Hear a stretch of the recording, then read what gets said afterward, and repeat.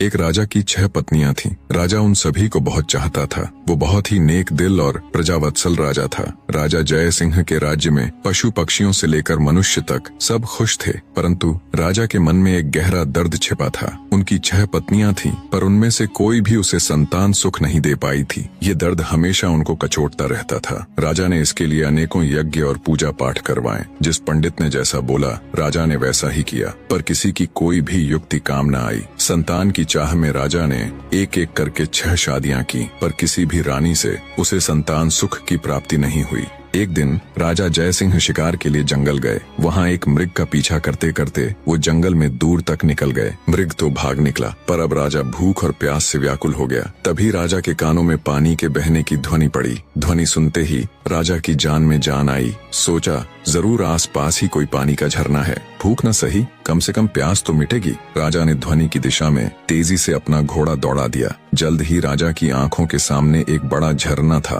पर जब राजा झरने के पास गया, तभी उसके कानों में एक स्त्री की आवाज पड़ी। अंधे है क्या? दिखाई नहीं देता? एक लड़की स्नान कर रही है। भूख प्यास से व्याकुल राजा ने उस तरफ तो ध्यान ही नहीं दिया था। लड़की की आवाज सुन राजा चौंक गया। उसने तुरंत अपना मुंह फेर लिया और बोला, क्षमा करे देवी, मैं इस जंगल में बहुत देर से भूखा प्यासा भटक रहा हूँ, जिससे विचलित होने के कारण मैं आपको देख नहीं पाया। इतना कह राजा मुंह फेरे ही वहाँ से कुछ दूर चलकर खड़ा हो गया। कुछ ही पलों में वह लड़की स्नान से निवृत्त होकर राजा के पास आई। उसने सूखे वस्त्र धारण किए थे और हाथ में कुछ फल लिए हुए थे। वह राजा के पास आकर बोली, महाशय, अब आप पानी पी सकते हैं। राजा ने झरने से पानी पिया और लड़की के दिए फल खाए। पानी और फल से उनकी भूख प्यास शांत हुई। राजा ने लड़की की ओर देखा और पूछा, हे सुंदरी, तुम कौन हो और इस जंगल ब्याबान में अकेली क्या कर रही हो? लड़की ने जवाब दिया, मेरा नाम मोहिनी है। मैं पास के गांव में रहती हूँ। रोज यहाँ स्नान करने आती हूँ और जंगल से लकड़ियाँ इकट्ठा करती हूँ। ये झरना जंगल के बीच में है, इसलिए यहाँ कोई नहीं आता। राजा जय सिंह मोहिनी की सादगी और सुंदरता पर मोहित होकर बोला, मोहिनी, तुम्हारी मदद के लिए शुक्रिया। आज तुमने मेरी जान बचाई है,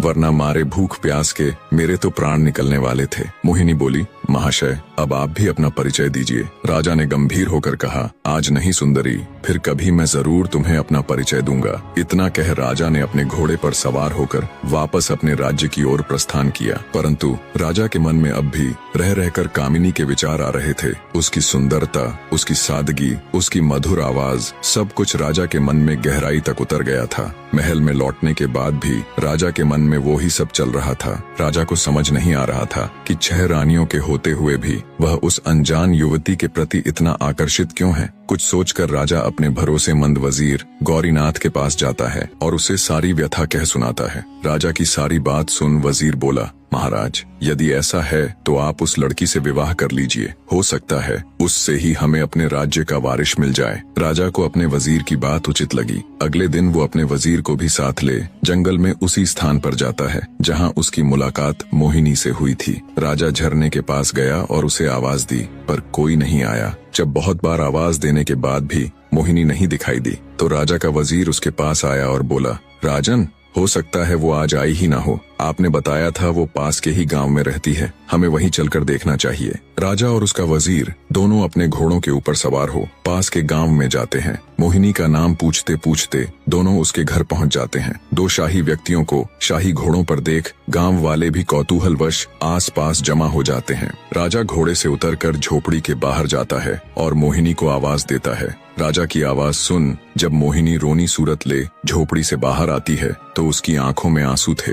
जब राजा ने कारण पूछा तो एक गांव वाले ने बताया, महाशय, इस दुनिया में सिर्फ इनकी माँ ही थी, आज उनका भी स्वर्गवास हो गया। अब बेचारी रोएगी नहीं तो और क्या करेगी। इतना कह गांव वालों ने राजा से उनका परिचय मांगा। आप बताइए, आप लोग कौन हैं? गांव वालों के पूछने पर वजीर ने राजा का परिचय दिया तो पूरे गांव में खलबली मच गई। सभी ने मिलकर राजा का स्वागत किया। गांव के मुखिया से राजा ने कहा, अगर आप लोगों को कोई आपत्ति न हो तो मैं मोहिनी से विवाह करना चाहता हूँ। राजा की बात सुन मुखिया खुश होता हुआ बोला, महाराज, हमारी बेटी राजरानी बनेगी, हमारे तो भाग्य खुल जाएंगे। गांव वालों ने जल्दी जल्दी सारी तैयारी करके राजा और मोहिनी का विवाह करवा दिया। राजा ने अपनी 7वीं पत्नी अर्थात मोहिनी का नया नामकरण किया राजलक्ष्मी। विवाह के पश्चात गांव वालों ने खुशी खुशी राजलक्ष्मी को राजा के साथ विदा कर दिया। राजा अपने वजीर और 7वीं पत्नी राजलक्ष्मी को लेकर राजमहल आ जाता है। जब राजा की पहले की 6 पत्नियों को इसकी खबर लगी तो वे जल भुनकर राख हो गईं। ऊपरी मन से उन्होंने नई रानी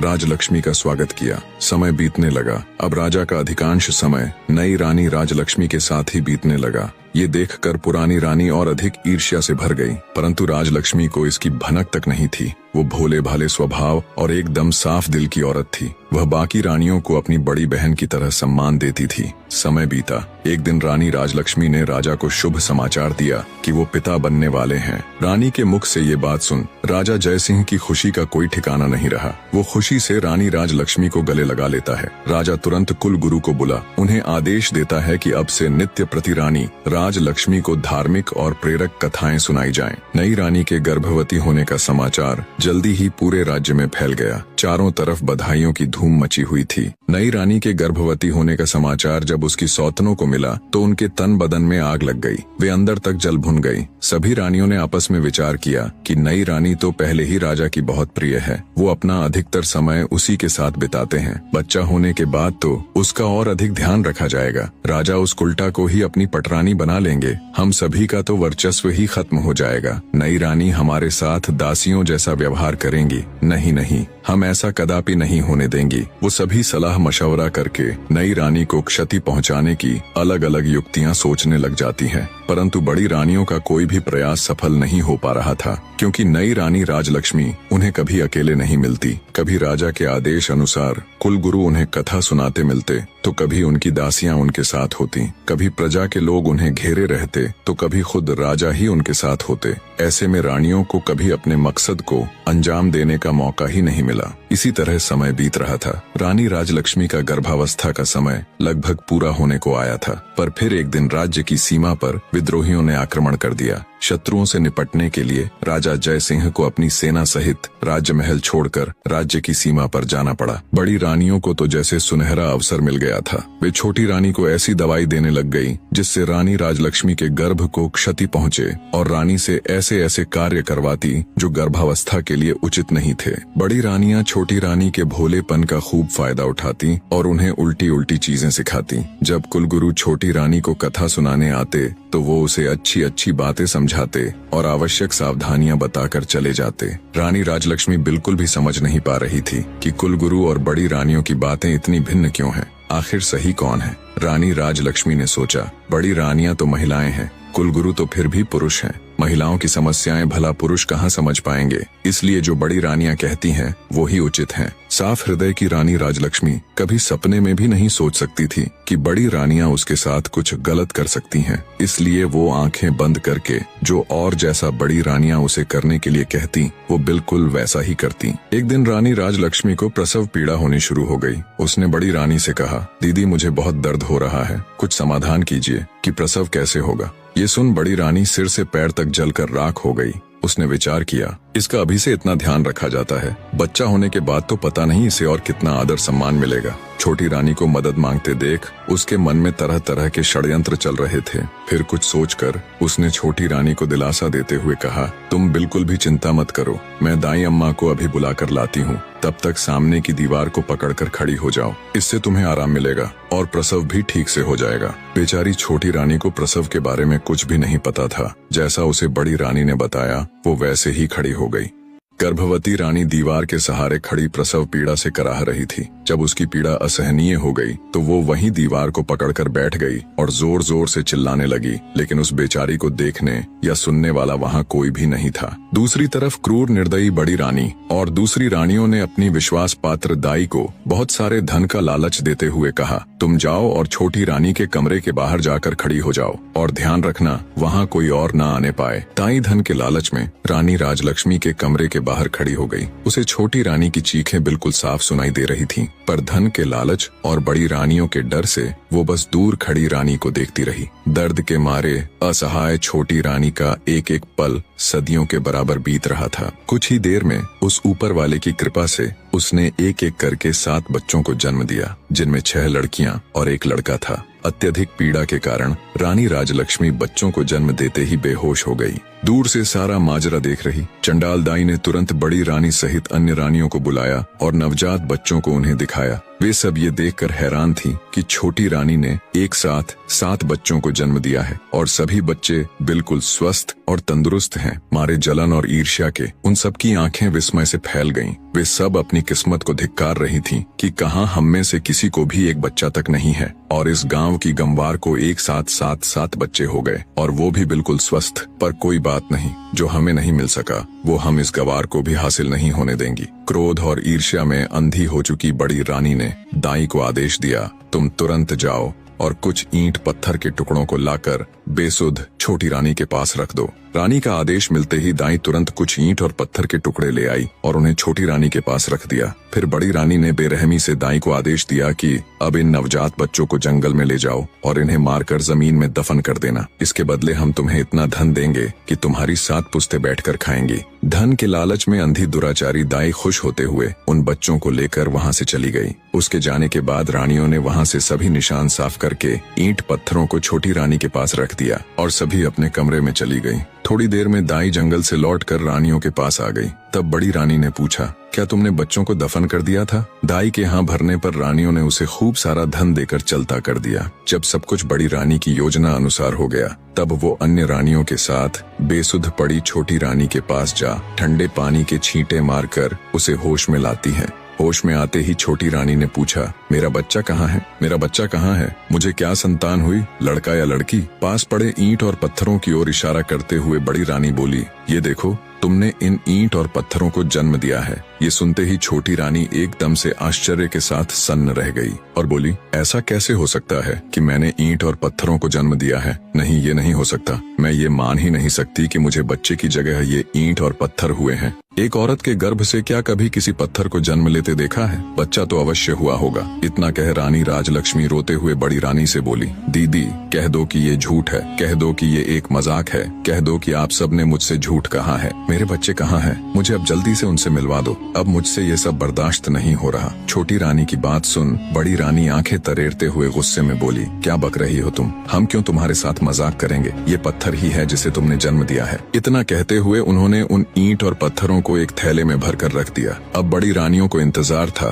तो बस राजा के आने का। छोटी रानी बेचारी खून का घूंट पीकर रह गई। भला उस अकेली की उन 6 रानियों के आगे क्या चलनी थी? दुष्ट रानियों ने पूरे महल में ये बात फैला दी कि छोटी रानी ने बच्चों के बदले ईंट और पत्थरों को जन्म दिया है। कुछ समय बाद राजा जय सिंह भी युद्ध जीतकर अपने राज्य में पधारे, पर जब वो अपने राज्य में लौटे तो प्रजा को देख हैरान थे। जिस प्रजा को उनके युद्ध जीत कर आने पर खुशियां मनानी चाहिए थीं, नाचना गाना चाहिए था, उन सब के मुंह लटके हुए थे।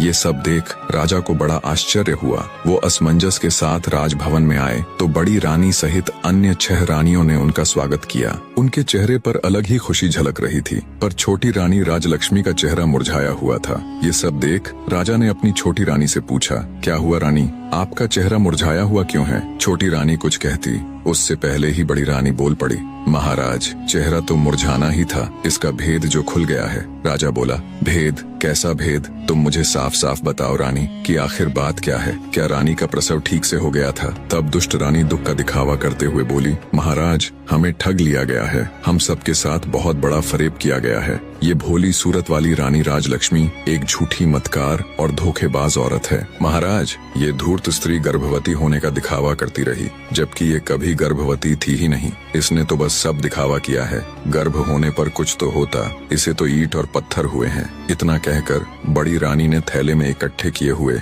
ईंट और पत्थरों को राजा को दिखाया। ये सब देख राजा तुनक गया और बोला, बड़ी रानी, आप ये क्या कह रही है? भला एक मानव गर्भ से कभी ईंट और पत्थरों को पैदा होते हुए देखा है तुमने कभी? राजा की बात सुन बड़ी रानी बोली, क्षमा करें महाराज, पर हम भी तो आपको वही बताने और समझाने का प्रयत्न कर रही हैं कि इसने हमारे साथ गर्भवती होने का नाटक किया है। हम भी तो कब से उम्मीद लगाए बैठे थे कि राज्य का वारिस आएगा, हमें भी कोई माँ कहने वाला आएगा। हमारे भी कान तरस गए थे महाराज माँ शब्द सुनने को, पर इस दुष्ट औरत ने हम सबके साथ छल किया है। ये सब सुनने के बाद राजा को भी बड़ी रानी की बातों का विश्वास होने लगा। उसे भी लगने लगा कि छोटी रानी ने सबके साथ धोखा किया है। राजा छोटी रानी राजलक्ष्मी से कहता है, तुमने ये सब क्यों किया रानी? तुम्हारी हिम्मत कैसे हुई हमें छलने की? मैं तो जैसे तैसे विधि का विधान मानकर जी रहा था कि शायद हमारे भाग्य में संतान सुख है ही नहीं, पर तुमने तो हमें हमारे जीवन की सबसे बड़ी आशा दिखाकर उस पर पानी फेर दिया। गुस्से से भरा राजा लगातार अपनी छोटी पत्नी को सुनाए जा रहा था, मैंने तो तुम्हारा मासूम सा चेहरा देखकर तुमसे शादी की थी। मुझे क्या पता था तुम हमारे साथ इतना बड़ा विश्वासघात करोगी। आज से तुम इस महल में एक रानी नहीं बल्कि नौकरानी बनकर रहोगी। अब चली जाओ मेरी नजरों के सामने से, नहीं तो पता नहीं मैं गुस्से में क्या कर बैठूंगा। बेचारी छोटी रानी अत्यंत दुखी हृदय से चुपचाप कमरे से बाहर चली जाती है। इस घटना के बाद राजमहल में छोटी रानी का जीना दुस्सवार हो गया। बड़ी रानियां उसके साथ बहुत बुरा व्यवहार करती, नौकरानियों से भी ज्यादा उससे काम लिया जाता।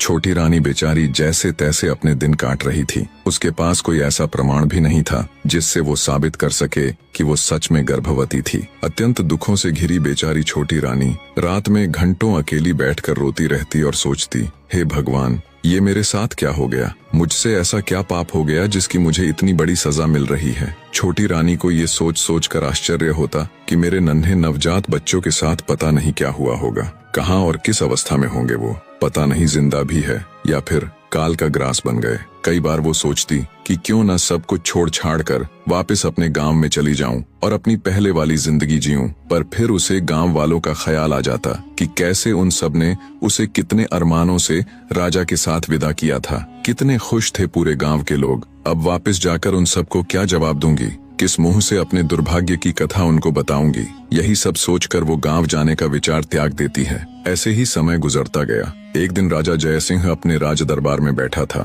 तभी उनके राज्य में स्थित एक छोटे से गांव का प्रधान उनके पास आता है और हाथ जोड़कर राजा से कहता है, महाराज, आज मैं आपके सामने अपने गांव की एक बहुत ही विचित्र घटना के बारे में बताने के लिए हाजिर हुआ हूँ। ये घटना इतनी विचित्र है महाराज कि इसके बारे में आपको अवश्य पता होना चाहिए। राजा जयसिंह ग्राम प्रधान की बात सुन कहता है, कहो प्रधान जी, ऐसी क्या विचित्र घटना हुई भला?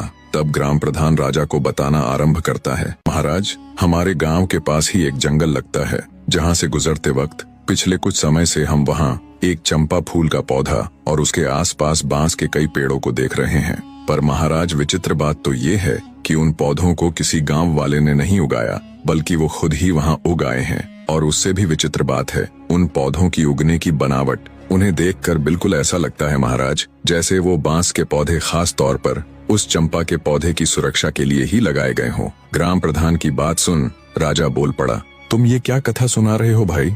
मेरी तो कुछ समझ में नहीं आ रहा, और इसमें ऐसी हैरान कर देने वाली आखिर क्या बात है? पौधे ही तो हैं, उग आए होंगे किसी भी तरह। तब ग्राम प्रधान बोला, क्षमा करें महाराज, पर आप पहले मेरी पूरी बात तो सुन लीजिए। जितनी विचित्र उन पौधों की बनावट है, उससे कहीं ज्यादा विचित्र ये बात है कि वो चंपा का पौधा अत्यंत खुशबूदार फूलों से लदा हुआ है, और जब कोई ग्रामीण अथवा राहगीर उसके फूलों को तोड़ने का प्रयत्न करता है तो वो किसी जादुई पौधे की तरह रहस्यमयी ढंग से ऊंचा होता चला जाता है। इतना ऊंचा कि हाथ से फूल तोड़ना तो दूर की बात है, किसी लंबी लकड़ी से भी उस पौधे के फूलों को तोड़ पाना असंभव है महाराज। अब राजा जय सिंह की ग्राम प्रधान की बातों में रुचि बढ़ने लगती है। वे पूरे ध्यान से उसकी बातें सुन रहे थे।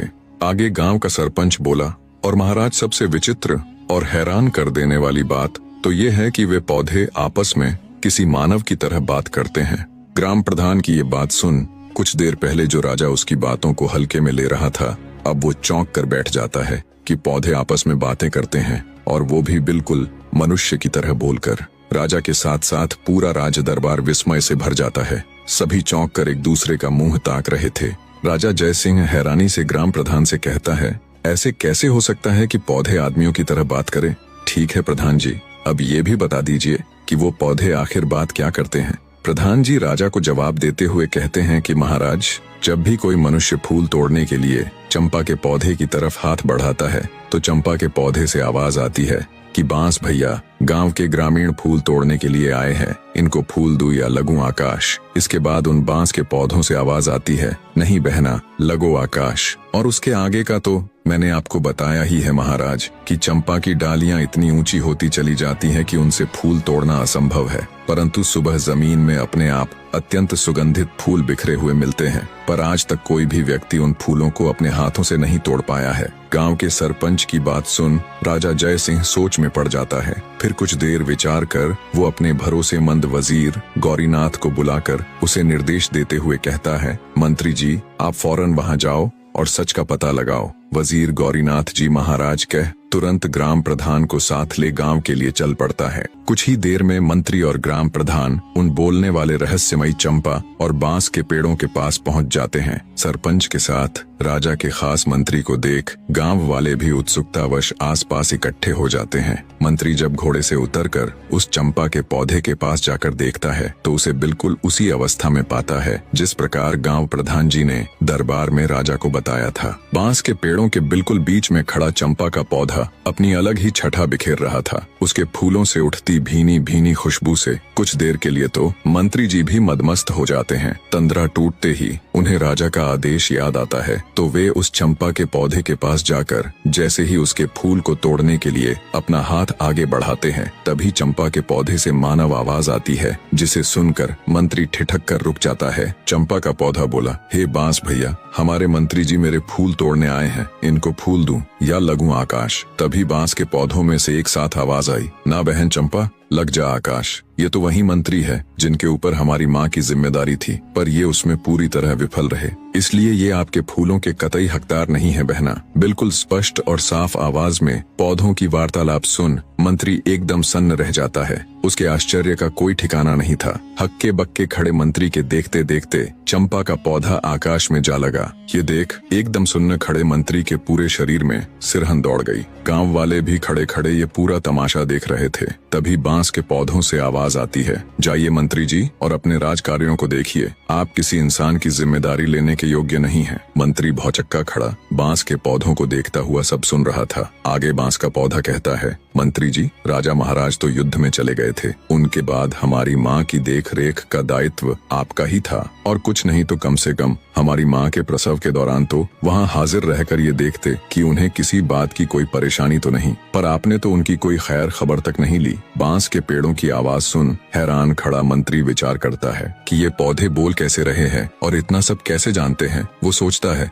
बात तो बिल्कुल सही कह रहे हैं, मैंने रानी राजलक्ष्मी की कोई सुध नहीं ली। ये सोचकर मंत्री आत्मग्लानि से भर उठता है। सोचा ये तो उससे बड़ी भूल हो गई। राजा की गैर हाजिरी में उसे रानी राजलक्ष्मी को गर्भावस्था में संभालना चाहिए था। मंत्री जी सोचते हैं इसका मतलब क्या रानी राजलक्ष्मी के साथ कोई बड़ा षड्यंत्र हुआ था या कुछ और बहुत बुरा जो वो नहीं जानते। ये विचार आते ही उसने जब ये सब उन पौधों से जानना चाहा तो उनमें से कोई आवाज नहीं आई। जब बहुत प्रयास करने पर भी पौधों ने कोई जवाब नहीं दिया तो हैरानी के साथ साथ आत्मग्लानि से भरे मंत्री जी बोझिल हृदय के साथ वापस राजमहल की तरफ चल पड़ते हैं। वहाँ पहुंचकर वो सारा किस्सा राजा जय सिंह को कह सुनाते हैं और बोले, महाराज क्षमा करें पर मुझे लगता है राजमहल में कुछ षड्यंत्र तो जरूर हुआ है। महाराज आपकी गैर हाजिरी में मैं राजरानी की अच्छी तरह देखभाल नहीं कर पाया। आज उन पौधों की बात सुनकर ऐसा लग रहा है महाराज जैसे राजमहल में राजरानी राजलक्ष्मी के साथ कुछ बहुत बुरा हुआ है। मैंने उन पौधों से जानने की बहुत कोशिश की लेकिन उन्होंने मुझे कुछ नहीं बताया, इसलिए मेरा आपसे अनुरोध है कि आपको खुद वहाँ जाकर उन पौधों से बात करनी चाहिए।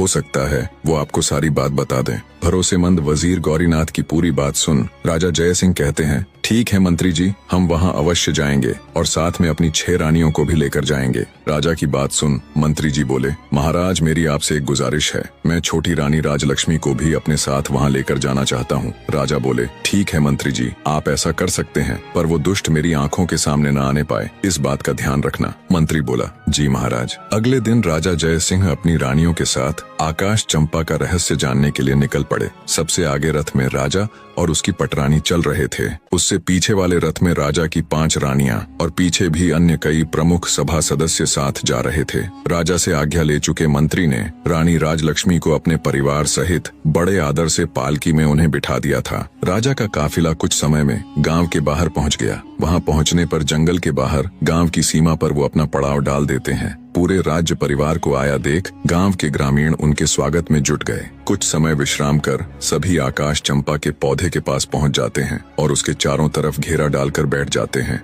आज भी चंपा का पौधा अपनी सामान्य ऊंचाई पर खड़ा लहलहा रहा था और चारों तरफ अपनी खुशबू बिखेर रहा था। सब लोग उसकी खुशबू से सराबोर हो उठे, पर राजा तो चंपा के पौधे के रहस्य को जानने के लिए बेताब था। राजा की 6 पत्नियां उसके साथ बैठी थीं और छोटी रानी राजलक्ष्मी मंत्री जी की पत्नी के साथ बैठी हुई थीं। तभी बड़ी रानी यानी राजा की पटरानी राजा से बोली, महाराज, यदि आपकी आज्ञा हो तो क्या मैं इस खुशबूदार चंपा के पौधे से कुछ फूल तोड़ लूं? राजा बोला, अवश्य रानी साहिबा। तभी राजा की दूसरी पत्नी भी बोल उठी, महाराज, इन फूलों की उठती भीनी भीनी खुशबू को महसूस कर मुझसे बिल्कुल भी नहीं रुका जा रहा। क्या मैं भी फूल ले लूं? दूसरी रानी के साथ साथ तीसरी, फिर चौथी, सभी रानियों ने ऐसा कहा तो राजा बोला, अवश्य तुम सब वो फूल ले लेना। राजा ने सबसे पहले 6वें नंबर यानी छोटी रानी को फूल चुनने का निर्देश दिया और पटरानी सहित अन्य रानियों से बोले कि ये तुम सब में सबसे छोटी है, इसलिए सबसे पहले उसे ही फूल चुनने का अवसर मिलना चाहिए। राजा की बात से पटरानी सहित अन्य रानियां सहमत हो गईं, तो 6वें नंबर की रानी फूल तोड़ने के लिए चंपा के पौधे के पास जाती है। राजा सहित वहां मौजूद सभी की उत्सुकता पूरे चरम पर थी। सभी ये देखने के लिए आतुर थे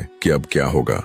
रानी ने पेड़ के पास जाकर जैसे ही फूल तोड़ने के लिए अपना हाथ आगे बढ़ाया, तभी चंपा के पौधे से आवाज आई, रुकिए रानी जी, आप मेरी आज्ञा के बिना मेरे फूल नहीं तोड़ सकती। पौधे की आवाज सुन रानी ठिठक कर वहीं रुक जाती है। चंपा के पौधे से आई आवाज इतनी स्पष्ट और तेज थी कि राजा सहित वहां मौजूद सभी लोगों ने उसे सुना। अब तक तो राजा ने सिर्फ अन्य लोगों के मुख से ही बोलने वाले चंपा के पौधे के बारे में सुना था, पर अब जब उसने अपने कानों से सुना तो वो भी हैरान रह गया। उसके आश्चर्य की कोई सीमा नहीं थी। तभी चंपा के पौधे से आवाज आई, बांस भैया, हमारी सौतेली छोटी माँ हमारे फूल तोड़ने आई है। मैं टूटू या लगूं आकाश? बांस के पौधे में से आवाज आई, बहन चंपा, लग जा आकाश, यह तो तुम्हें छूने योग्य भी नहीं है। क्या तुम्हें याद नहीं कि इन्होंने हमारी माँ के साथ कैसा अत्याचार किया है? इसलिए बहन, इनके बारे में मत सोच और लग जा आकाश। बांस के इतना कहते ही चंपा की डालियां फिर से ऊपर उठी और आकाश को छूने लगी। रानी पौधे की बात सुन हैरान थी कि ये पौधा क्या बोल रहा है, कहीं हमारी पोल ना खुल जाए। उसकी सिट्टी पीटी गुम हो गई।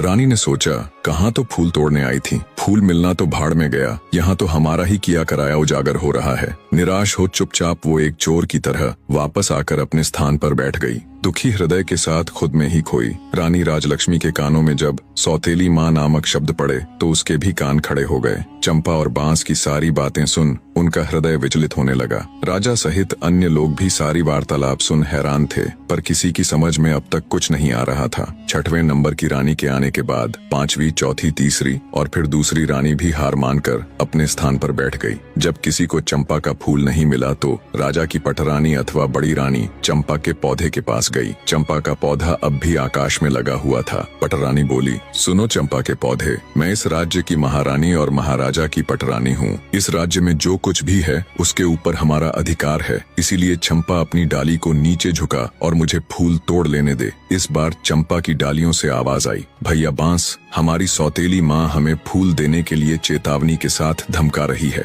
और हमें अपना आदेश मानने के लिए कह रही है। तुम क्या कहते हो, हमें इनका आदेश मानना चाहिए या नहीं? बांस बोला, ना बहना, तुम्हें आदेश देने का इनके पास कोई अधिकार नहीं है। ये पटरानी होंगी राजा की और अपने राज्य की। हम इनके राज्य की प्रजा नहीं है और न ही हम कोई वस्तु है जो इनके उपयोग में आना आवश्यक हो। क्या तुम्हें याद नहीं है बहना, इन्हीं के आदेश से तो सारा काम हुआ है। इन्होंने ही तो हमारी माँ को सबसे ज्यादा दुख दिया है और इन्होंने ही हमें वन में भेजकर हमारी मृत्यु का रास्ता तैयार किया था। यह तो महारानी बनने के लायक भी नहीं है, इसलिए बहना, तुम्हें इनके पापी हाथों का स्पर्श भी नहीं होने देना चाहिए। सभी के सामने ये बातें सुनकर बड़ी रानी का सर लज्जा से झुक गया। शर्म और अपने कुकर्म का भेद खुल जाने के डर से बड़ी रानी भी ठगी सी चुपचाप अपनी जगह आकर बैठ गई। सारा माजरा देख राजा जयसिंह अब की बार खुद जाने के लिए खड़े होते हैं।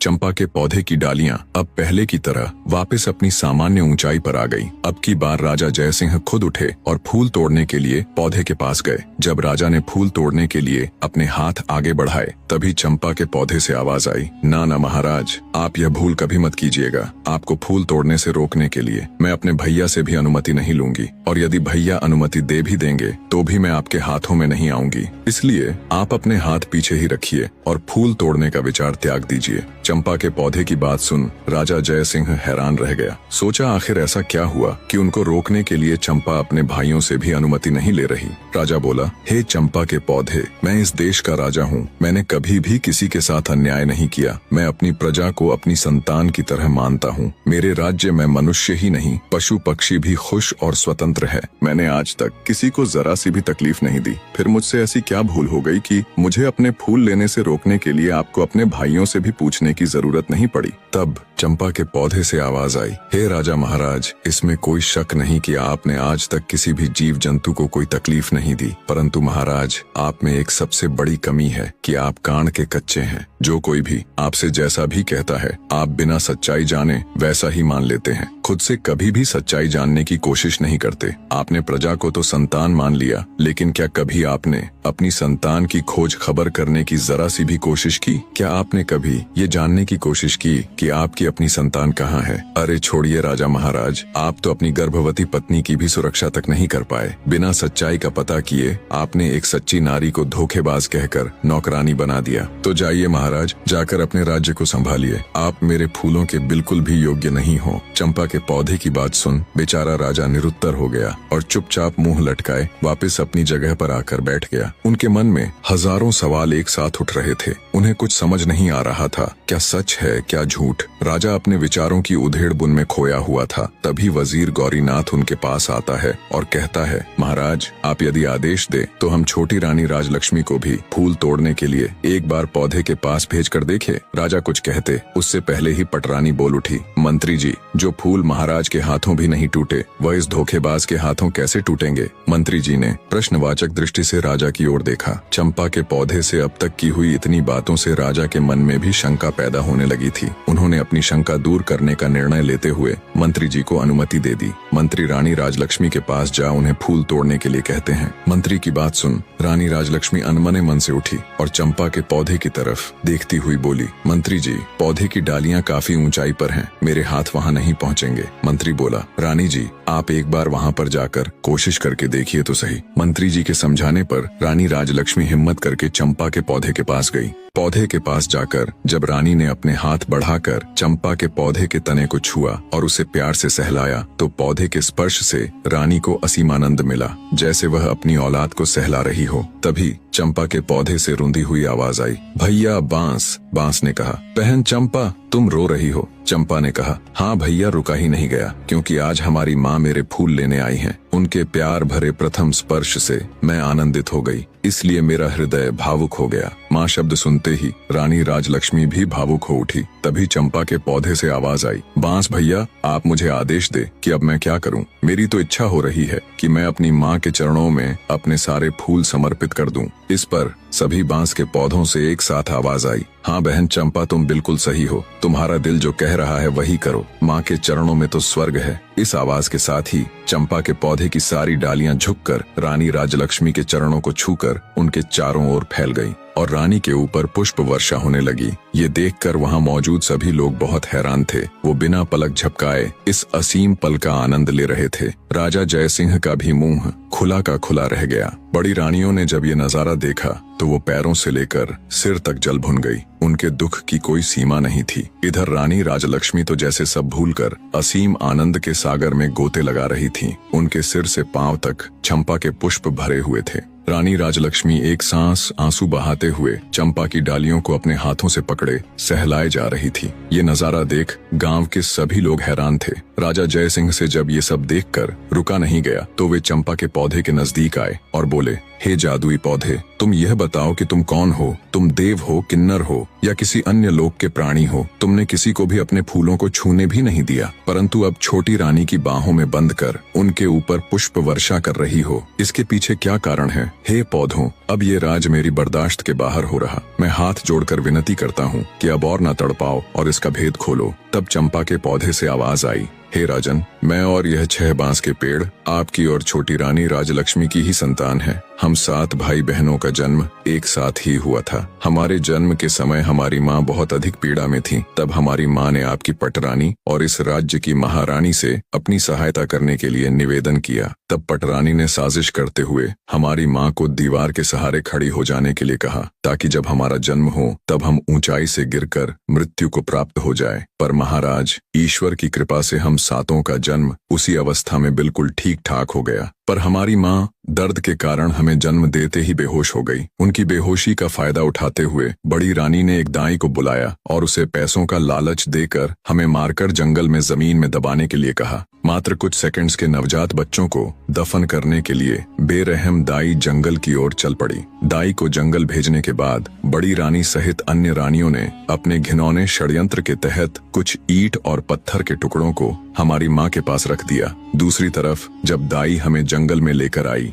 और दफन करने के लिए जमीन खोदने लगी, तभी आकाश मार्ग से महाराज इंद्रदेव की कुछ अप्सराएं वन भ्रमण के लिए आ रही थीं। जब उनकी दृष्टि हम पर पड़ी तो उन्हें हम पर दया आ गई। उन्होंने हमें उठा लिया और अपनी शक्तियों से बहुत जोर की आंधी चला दी। धूल मिट्टी उड़ने के कारण दाई हमें खोजती रह गई। हमारे नहीं मिलने पर महल में जाकर उसने महारानी के डर से झूठ बोल दिया कि उसने हमें मारकर जमीन के अंदर दबा दिया है। दाई के वहां से जाने के बाद अप्सराओं ने मेरे 6 भाइयों को बांस में बदल दिया और मुझे चंपा के फूल का पौधा बना दिया। बस उन्हीं की कृपा से हमें सभी बातें याद हैं और हम सभी को पहचान कर उनके अनुसार अपना व्यवहार कर पा रहे हैं और मानव की आवाज में बोल पा रहे हैं। सारी बातें जान राजा सहित वहां मौजूद सभी लोग हैरान थे। रानी राजलक्ष्मी की आंखों से तो अश्रु रुकने का नाम ही नहीं ले रहे थे।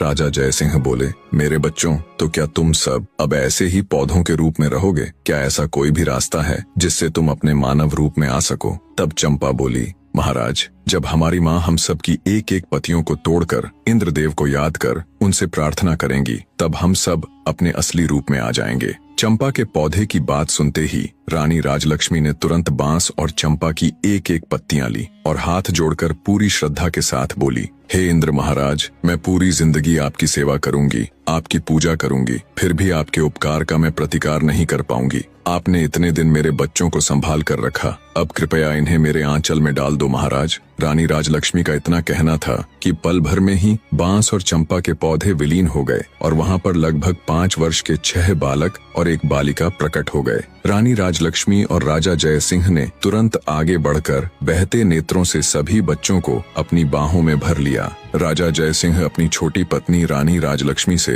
हाथ जोड़कर माफी मांगता है। वहां उपस्थित सभी राज दरबार व गांव के लोग स्तब्ध खड़े ये पूरा दृश्य देख रहे थे। सबकी आंखें नम थीं, शिवाय बड़ी रानियों के। ये सब देखकर उनके पैरों नीचे से तो जैसे धरती खत्म हो गई थी। राजा जयसिंह अपने सिपाहियों को आदेश देता है, पकड़ लो इन दुष्ट औरतों को और फांसी पर लटका दो। ये दुराचारिणी तो मानवता के नाम पर कलंक है। राजा की ये बात सुन रानी राजलक्ष्मी कहती है, महाराज, आज मेरे लिए मेरी जिंदगी का सबसे बड़ा दिन है। आज इतने बड़े खुशी के मौके पर मैं किसी के लिए इतना काला दिन नहीं लाना चाहती। मेरा आपसे अनुरोध है, आप इन सबको क्षमा कर दीजिए। राजा बोला, रानी, आपका हृदय बहुत विशाल है, पर इनके गुनाह को देखते हुए इन्हें क्षमादान तो नहीं दिया जा सकता, किंतु आपके अनुरोध पर मैं इन दुराचारिणियों को आजीवन कारावास की सजा देता हूँ। दुष्ट रानियों को सजा मिल जाती है। राजा जयसिंह अपनी पत्नी रानी राजलक्ष्मी और अपने बच्चों के साथ सुखमय और शांतिपूर्ण जीवन व्यतीत करते हैं। कहानी का निष्कर्ष बताने से पहले आपसे 2 बातें करना चाहूंगा। एक तो ये कि आप सब में से बहुत से ऐसे भाई बहन हैं जो मेरी तरह वीडियो बनाना चाहते हैं और आए दिन कमेंट करके पूछते रहते हैं। उन सब के लिए मैंने एक कंप्लीट ट्यूटोरियल वीडियो एक छोटे से प्राइस के साथ बना दी है। आप सबको उसके लिए मेरा चैनल ज्वाइन करना पड़ेगा। कुछ समझ ना आए तो आप पूछ सकते हैं, आपकी पूरी हेल्प की जाएगी।